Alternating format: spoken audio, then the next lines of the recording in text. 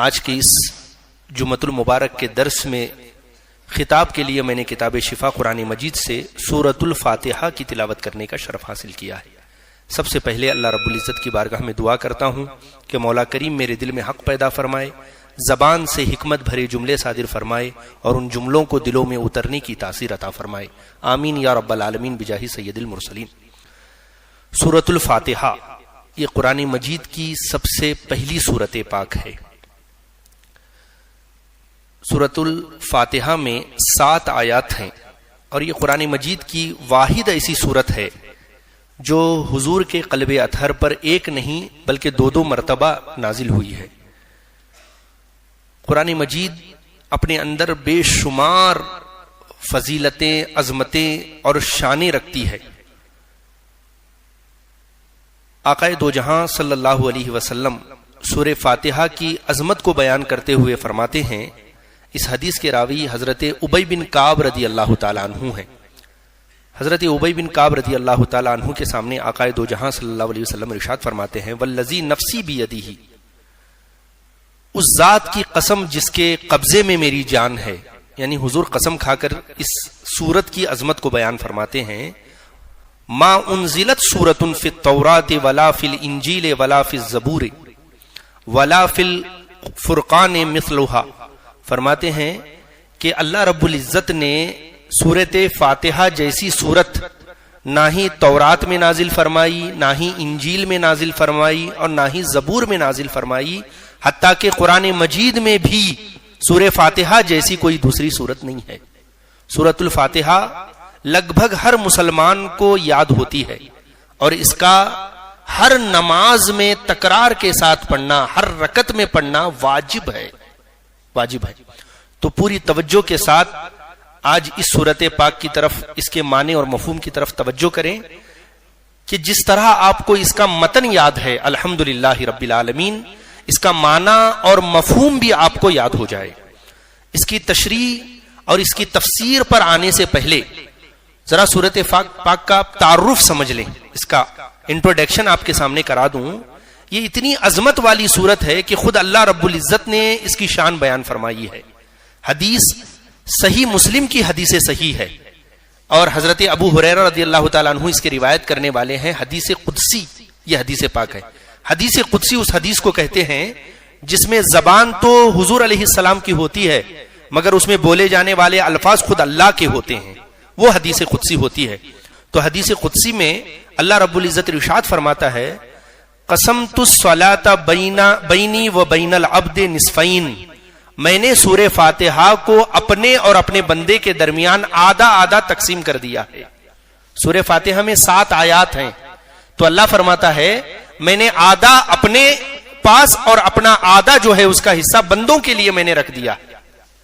3.5 آیات اللہ کے لیے ہیں، 3.5 آیات بندے کے لیے ہیں۔ وہ کس طرح ذرا دیکھیں۔ اذا قال العبد، جب بندہ کہتا ہے الحمدللہ رب العالمین، تمام تعریفوں کا حقدار اللہ ہے، جب یہ بندہ کہتا ہے قال اللہ فرماتا ہے اس کے جواب میں حمدنی عبدی، بندے نے میری حمد کی ہے۔ علماء فرماتے ہیں جب کوئی بندہ نماز میں الحمدللہ رب العالمین کہے تو ایک لمحے کے لیے اس یقین کے ساتھ خاموش رہے، ایک لمحے کے لیے اس یقین کے ساتھ خاموش رہے کہ اللہ میرے اس الحمدللہ کہنے کا جواب دے رہا ہے، اس یقین کے ساتھ وہ ایک لمحے کے لیے خاموش ہو جائے۔ کیوں؟ کیونکہ جب بندہ کہتا ہے الحمدللہ رب العالمین، تمام تعریفوں کا حقدار اللہ ہے، تب اللہ خود بندے سے کہتا ہے کہ بندے نے میری حمد کی ہے۔ پھر جب بندہ کہتا ہے الرحمن الرحیم، وہ بڑا مہربان اور نہایت رحم کرنے والا ہے، جب بندہ یہ کہتا ہے اپنے زبان سے قال اللہ، تو اللہ کہتا ہے اثنانی علی عبدی، بندے نے میری ثنا کی ہے، میری تعریف کی ہے، یہ اللہ فرماتا ہے۔ وَإِذَا قَالَ مَالِكِ يَوْمِ الدِّينِ، جب بندہ کہتا ہے مالک یوم الدین، تب اللہ فرماتا ہے مجدنی عبدی، بندے نے میری کبریائی بیان کی ہے، میرے پاور اور میری قدرت کا کیا کہتے ہیں اعتراف میرے بندے نے کیا ہے۔ پھر جب بندہ کہتا ہے ایاک نعبد و ایاک نستعین قال، اللہ فرماتا ہے ھذا بینی و بین عبدی، یہ میرے اور میرے بندے کے درمیان بیچ کی چیز ہے. حمد اللہ کے لیے، رحمان الرحیم ہونا یہ بھی اللہ کے لیے، مالک یوم الدین ہونا یہ بھی اللہ کے لیے. اس کے بعد ایاک نعبد، اے اللہ ہم تیری ہی عبادت کرتے ہیں، یہ بھی اللہ کے لیے. اس کے بعد کی جو آیت ہے وَإِيَّاكَ نَسْتَعِينُ، ہم تجھی سے مدد چاہتے ہیں، یہ بندوں کے لیے. کس طرح کہ جب بندہ عبادت کے ذریعے اللہ کو یاد کرتا ہے تو اللہ مدد کے ذریعے بندے کو یاد کرتا ہے. تو آج جو مدد کے لیے پریشان ہیں کہ ہماری کوئی مدد کرنے والا نہیں ہے، ہماری کوئی حاجت روائی کرنے والا نہیں ہے، ہماری کوئی سننے والا نہیں ہے، اللہ فرما رہا ہے گویا کہ اے بندے تو مجھے یاد کر کے دیکھ، تو میری عبادت کر کے دیکھ، تو میرا بن کے دیکھ، ہمیشہ میں تیری مدد کے لیے تیار ہوں. ایاک نعبد و ایاک نستعین، جب بندہ اللہ کو عبادت کے ذریعے یاد کرتا ہے تو خود اللہ بندے کو اس کی مدد کے ذریعے یاد کرتا ہے. اس کے بعد یہ تو ہو گیا. اس کے بعد اہدنا الصراط المستقیم صراط الذین انعمت علیہم غیر المغضوب علیہم ولا الضالین، یہ پوری کی پوری بندے کے لیے ہے. اللہ فرماتا ہے وَإِذَا قَالَ لِعَبْدِي، یہ سارا کچھ جب بندہ کہتا ہے تو بندے کو میں وہ سب کچھ دیتا ہوں جو وہ مانگ رہا ہے. اور سب سے بڑی چیز بندہ کیا مانگ رہا ہے؟ اللہ سے ہدایت کی دعا مانگ رہا ہے.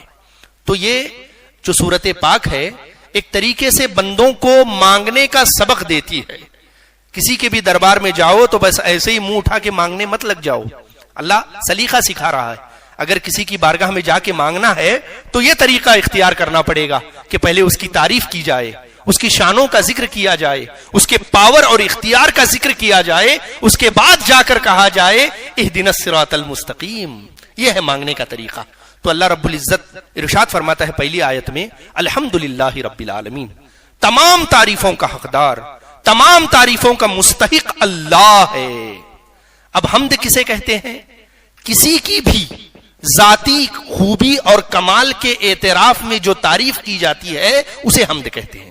توجہ سے، کسی کی بھی ذاتی خوبی، ذاتی کمال کے اعتراف میں جو تعریف کی جاتی ہے اسے حمد کہتے ہیں. آپ نے کسی بلڈنگ کو دیکھا، بڑی خوبصورت تھی، اس کی تعریف آپ نے کر دی. کسی دریا کی روانی کو دیکھا، تعریف کر دی. کسی عالم کے علم کو دیکھا، تعریف کر دی. کسی حسین شخصیت کو دیکھا، اس کی تعریف کر دی. تو یہ حمد نہیں ہے. کیوں؟ کیونکہ یہ ذاتی کمالات نہیں ہیں، یہ کسی کے دینے سے اس کے اندر آئے ہیں. لیکن اللہ رب العزت کی جب بھی آپ تعریف کرتے ہیں تو یہ حمد ہے، کیونکہ اللہ کے اندر جو بھی کمال ہے وہ کسی کے دینے کی وجہ سے نہیں ہے، وہ اللہ کا اپنا ذاتی کمال ہے. تو حمد اور تعریف میں آپ فرق سمجھیے.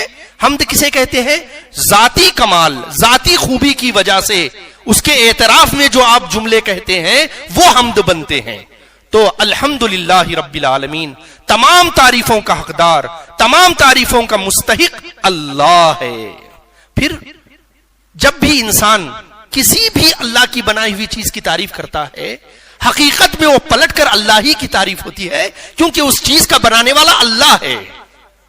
اور دیکھیے قرآن میں اللہ نے یہ نہیں فرمایا حمدللہ رب العالمین، نہیں فرمایا، بلکہ الف لام کے ساتھ فرمایا الحمدللہ رب العالمین. کیا مطلب ہوا؟ مطلب یہ ہوا کہ چھوٹی سی چھوٹی تعریف یا بڑی سے بڑی تعریف، جو بھی تعریف ہو سکتی ہے، حقیقت میں اس کا مستحق اللہ ہے. پھر یہ جو لفظ حمد ہے، الحمد ہے، یہ اتنا عظیم لفظ ہے کہ حضور فرماتے ہیں قیامت کے دن یہ ایک لفظ پورے میزان پر بھاری ہو جائے گا. یہ اتنا عظیم لفظ ہے. اس عظیم لفظ سے اللہ نے اپنے کلام کی ابتدا فرمائی الحمدللہ رب العالمین، تمام تعریفوں کا حقدار اللہ ہے. اور اللہ کون ہے؟ فرمایا رب العالمین، جو سارے عالمین کا رب ہے، ان کو پالنے والا ہے. اب رب کہتے ہیں کسی بھی چیز کی فطرت، کسی بھی چیز کی حاجت و ضرورت، کسی بھی چیز کی اس کی اپنی کیپیسٹی کے مطابق بغیر طلب کرے درجہ بدرجہ اس کی پرورش کرنے کو ربوبیت کہتے ہیں، اور ایسا کرنے والے کو رب کہتے ہیں. مثال کے طور پہ آپ نے کبھی بھی نہیں دیکھا ہوگا کہ کسی بلی کو بہت سارا ماंس، مچھلی، گوشت کھلانے سے وہ پھونک کر شیر کی طرح بڑی ہو گئی ہو. کبھی بھی نہیں دیکھا ہوگا. اور کسی شیر کو پنجرے میں بند کر کے کھانا نہ دیا جائے تو وہ سکڑ کر بلی اتنا بڑا ہو گیا ہوگا، یہ بھی آپ نے کبھی نہیں دیکھا ہوگا۔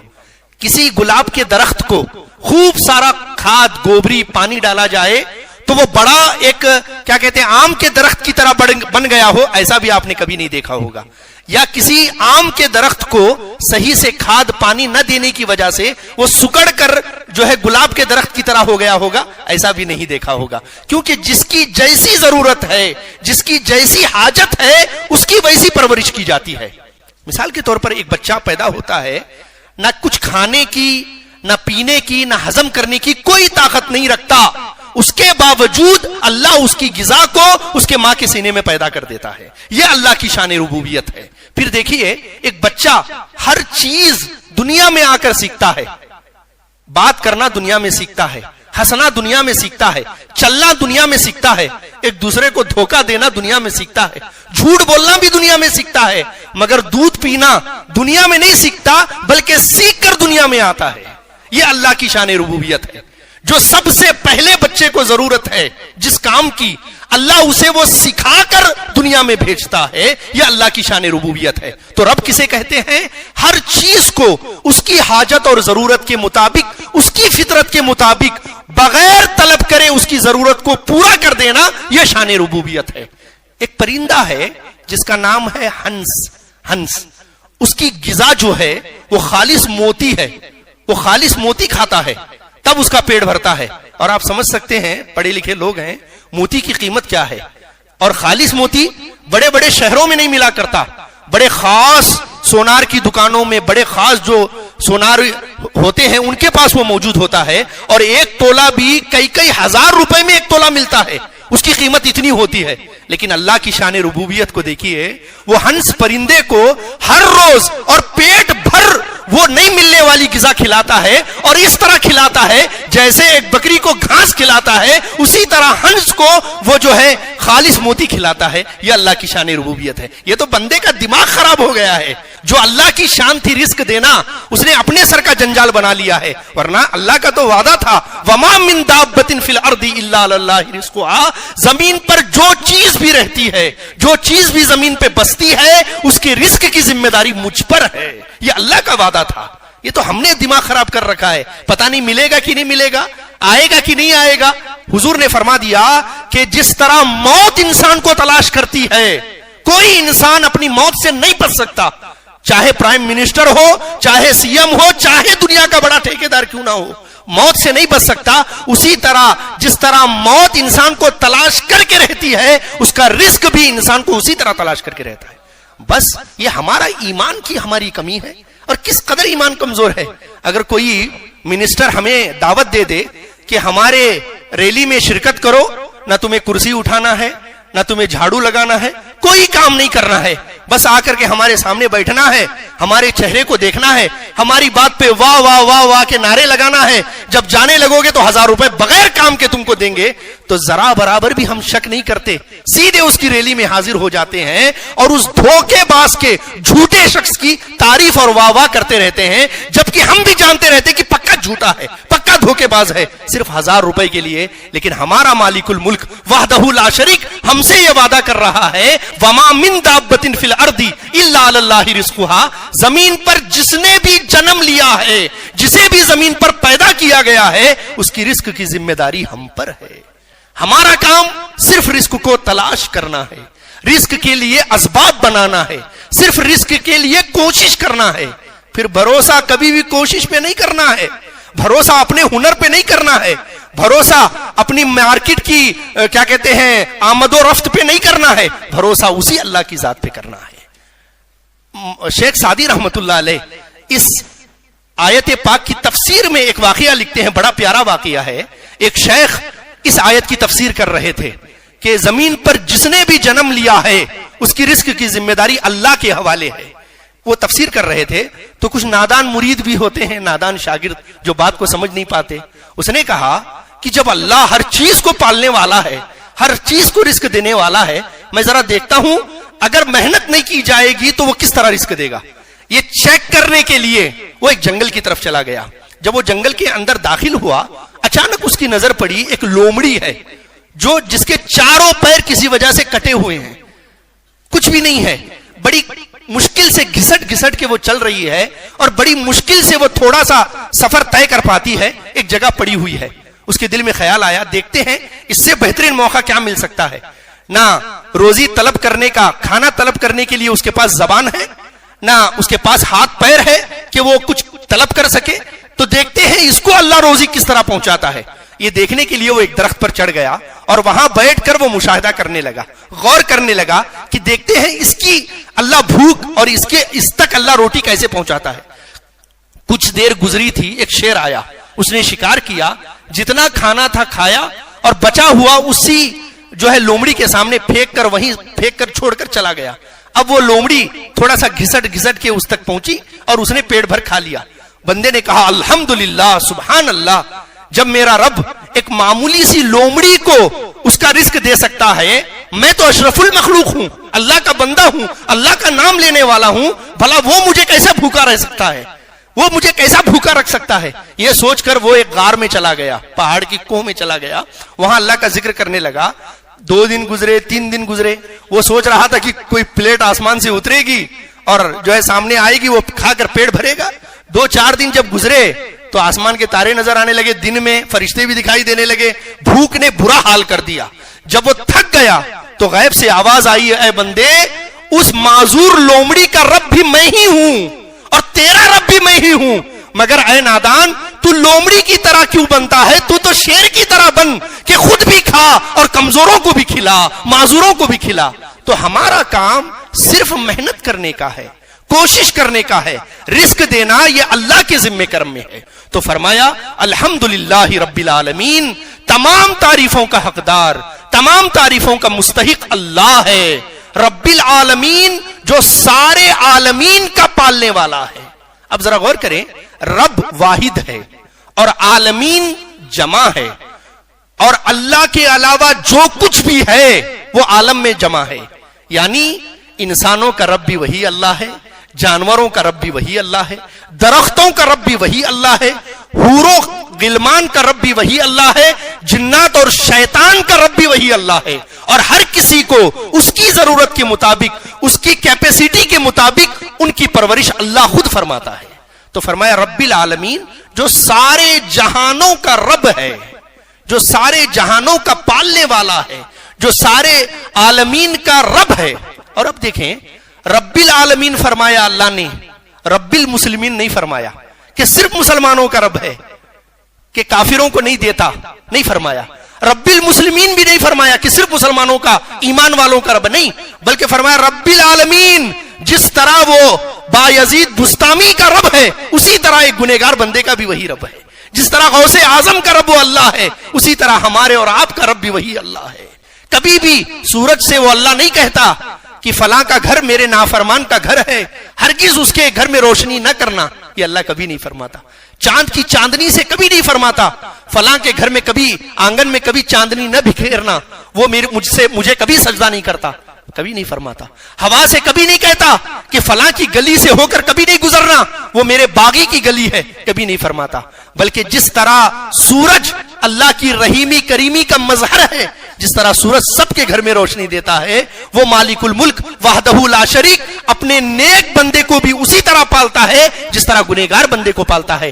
گنہگار بندے کو بھی اس طرح کمال پہ پہنچاتا ہے جس طرح اپنے نیک بندے کو کمال پر پہنچاتا ہے. تو فرمایا رب العالمین جو سارے عالمین کا رب ہے، سارے عالموں کو پالنے والا ہے.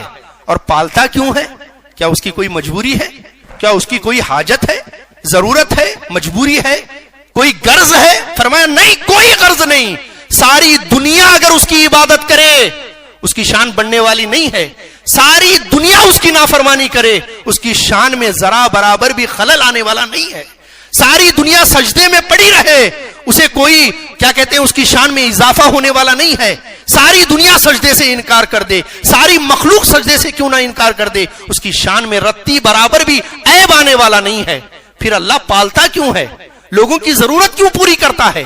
ہم اور آپ بھی سلام بھی کرتے ہیں تو کسی غرض سے کرتے ہیں. ہمارا تو سلام دعا بھی مخلوق کو غرض سے ہوتا ہے. ایک دوسرے کو ہنس کے ملنا، مسافہ کرنا، وہ بھی غرض سے ہوتا ہے. لیکن اللہ کا اس طرح نہیں ہے. وہ سارے جہانوں کو پالتا ہے مگر بغیر کسی غرض کے پالتا ہے. پھر کیوں پالتا ہے؟ فرمایا الرحمن الرحیم، اس لیے کہ وہ بڑا مہربان ہے، نہایت رحم کرنے والا ہے، اس لیے کوئی اسے مانے تب بھی پالتا ہے، کوئی اسے نہ مانے تب بھی پالتا ہے۔ تو فرمایا الرحمن الرحیم، وہ بڑا مہربان اور نہایت رحم کرنے والا ہے۔ اور اتنا مہربان، اتنا رحم کرنے والا کہ سارے لوگوں کی جہاں رحم ختم ہو جاتی ہے اور سارے لوگوں کی جہاں شفقت اور مہربانی ختم ہو جاتی ہے، ایک بھائی کی رحمت بھی جہاں ختم ہوتی ہے، باپ کی، بہن کی، حتیٰ کہ ایک ماں کی رحم بھی جہاں دم توڑ دیتی ہے، وہاں سے اس کی رحمت کی ابتدا ہوتی ہے۔ ذرا اندازہ کریے، آقا دو جہاں صلی اللہ علیہ وآلہ وسلم ارشاد فرماتے ہیں قیامت کا دن ہوگا، اللہ رب العزت دو بندوں کو جہنم کا حکم دے گا، فرشتوں سے کہے گا یہ دو بندوں کا حساب کتاب ہو گیا ہے، انہیں لے جاؤ جہنم میں ڈال دو۔ جیسے ہی اللہ یہ فرمائے گا، ایک بندے کو فرشتے پکڑ کر جہنم کی طرف لے جا رہے ہوں گے، جیسے ہی لے جا رہے ہوں گے وہ جہنم کے دروازے تک پہنچنے تک بار بار مڑ مڑ کر دیکھتا رہے گا، بار بار مڑ کر دیکھتا رہے گا۔ جب وہ دروازے کے قریب پہنچے گا، اللہ رب العزت حکم دے گا کہ اسے واپس بلا لاؤ۔ فرشتے لے کر اسے واپس اللہ کی بارگاہ میں حاضر ہوں گے۔ اللہ پوچھے گا اے بندے، میرا حکم ہو گیا تھا تجھے جہنم میں ڈالنے کا، آخر تو اتنی بار بار بار پلٹ پلٹ کر کیوں دیکھ رہا تھا؟ فرمایا وہ بندہ عرض کرے گا مولا میں نے پڑھا ہے الرحمن الرحیم، تو بڑا مہربان ہے، نہایت رحم کرنے والا ہے، میں بار بار یہ سوچ رہا تھا اللہ کو تو کوئی مجبوری نہیں ہے، ہو سکتا ہے اللہ اب بلا لے، اب بلا لے، اب بلا لے، اس لیے میں تیری رحمت کو پلٹ پلٹ کر دیکھ رہا تھا۔ اللہ کو یہ جملہ اتنا اچھا لگے گا، اللہ فرمائے گا فرشتوں لے جاؤ جہنم کی بجائے اسے جنت میں ڈال دو۔ پھر دوسرے بندے کو جہنم میں ڈالنے کا حکم ہوگا، جیسے ہی اللہ فرمائے گا کہ اس کا حساب کلیئر ہو گیا ہے، اسے سیدھے جہنم میں ڈال دو، ابھی یہ اللہ حکم دے گا، فرشتے پکڑنے والے ہوں گے کہ وہ دوڑ کر جہنم کے دروازے تک چلا جائے گا۔ جیسے ہی چلا جائے گا، فرشتے سے اللہ کہے گا اسے پکڑ کر دوبارہ واپس لے آؤ، اسے پکڑ کر واپس لایا جائے گا۔ اللہ فرمائے گا اے بندے، سارے لوگ تو جہنم سے دور بھاگتے ہیں، جہنم میں جانے سے بچنا چاہتے ہیں، جیسے ہی میں نے کہا تو جہنم کی طرف کس وجہ سے دوڑنے لگا، کس چیز نے تجھے جہنم کی طرف دوڑنے پہ مجبور کر دیا؟ اب ذرا اس بندے کا جواب سنیے، مولا میں دنیا میں بڑا گنہگار تھا، تیرا بڑا نافرمان تھا، ساری زندگی تو نے مجھے حکم دیا نماز پڑھو، میں کبھی پڑھنے کے لیے آگے نہیں آیا، ساری زندگی تیرا حکم آتا رہا کہ نیکی کرتے رہو، بھلائی کرتے رہو، میں نے کبھی تیرا حکم نہیں مانا، آج تو نے پھر ایک بار حکم دیا ہے، پھر دوبارہ کوئی حکم دینے والا نہیں ہے، یہ آخری حکم ہے، میرے دل نے چاہا زندگی بھر تو میں نے تیری حکم کی پاسداری نہیں کی ہے، کم سے کم اس آخری حکم کو تو میں جلدی سے مان لوں، اس لیے میں جہنم کی طرف جا رہا تھا۔ اللہ کو پھر رحمت آتی ہے اور اسے دوبارہ اللہ معاف فرما دیتا ہے۔ تو فرمایا رب العالمین وہ سارے جہانوں کو پالنے والا ہے، اور پالتا کیوں ہے؟ کسی غرض کی وجہ سے نہیں، کسی مطلب کی وجہ سے نہیں، الرحمن الرحیم، اس لیے کہ وہ بڑا مہربان ہے، نہایت رحم کرنے والا ہے۔ اور جیسے ہی فرمایا بڑا مہربان ہے، نہایت رحم کرنے والا ہے، تو ابلیس کو بھی اپنی بخشش نظر آنے لگی، تو فوراً فرمایا مالک یوم الدین، رحمت کو دیکھ کر دھوکے میں نہ آ جانا، رحمت کو دیکھ کر نافرمانی میں مبتلا نہ ہو جانا، مالک یوم الدین وہ روز حساب کا تنہا مالک ہے، اس کے سامنے کوئی چوک کرنے کی بھی جرت نہیں رکھتا، اس لیے اس کے حکموں پہ عمل کیا کرو، اسے ناراض کرنے سے ڈرا کرو، کیونکہ قیامت کے دن تنہا مالک اللہ ہے۔ انشاءاللہ اگلی آیتوں پہ اگلے جمعۃ المبارک میں خطاب کروں گا۔ اللہ رب العزت سے دعا کرتا ہوں کہ مولا کریم ہمیں آپ سب کو کہنے سننے سے زیادہ ان باتوں پہ عمل کی توفیق عطا فرمائے، آمین یا رب العالمین بجاہ سید المرسلین۔ حضرت محترم، ویڈیو اگر پسند آئی ہو تو ویڈیو کو لائک کریں، شیئر کریں، اور اگر ہمارے چینل پر نئے آئے ہوں تو چینل کو ضرور سبسکرائب کر کے بیل آئیکن کو بھی ضرور دبائیں تاکہ ہماری نئی آنے والی ویڈیو آپ تک ضرور پہنچے۔ السلام علیکم ورحمۃ اللہ وبرکاتہ۔